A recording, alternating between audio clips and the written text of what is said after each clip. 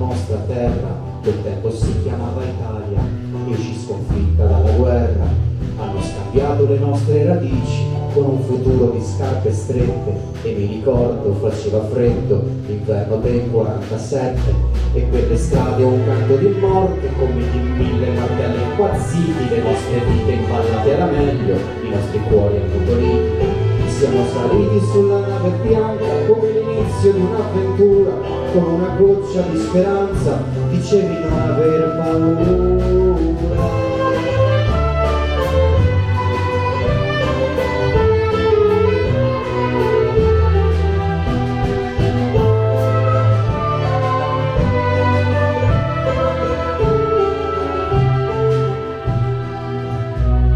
Ricordo di un uomo gigante della sua immensa tenerezza, capace di sbriciolare montagne a devastare una carezza. Ma la sua forza, la forza di un padre, giorno per giorno si consumava, fermo davanti alla finestra, fissava un punto nel vuoto e diceva: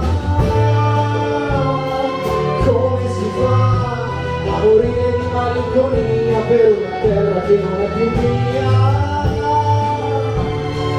Che male fa aver lasciato il mio cuore dall'altra parte del mare.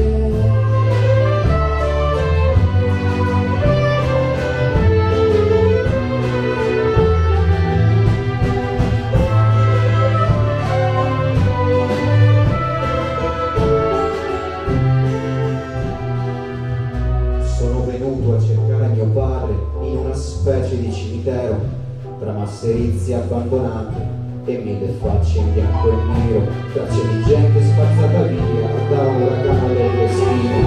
Quel che rimane di un esodo ora riposa in questo magazzino. E siamo scesi dalla nave bianca, i bambini, le donne e gli anziani ci chiamavano fascisti, eravamo solo italiani dimenticati in qualche angolo della memoria, come una pagina strappata dal grande libro della storia. Come si fa a morire di malinconia per una vita che non è più mia? Che male fa se ancora cerco il mio cuore dall'altra parte del mare?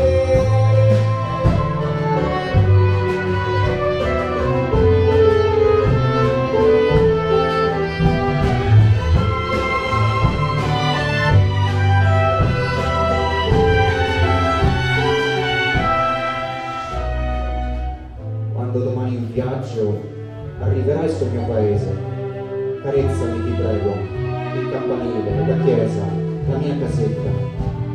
Fermati un momentino, soltanto un momento, sopra le tombe del vecchio cimitero, e diti ai morti, diti, ti prego, che non dimenticheremo.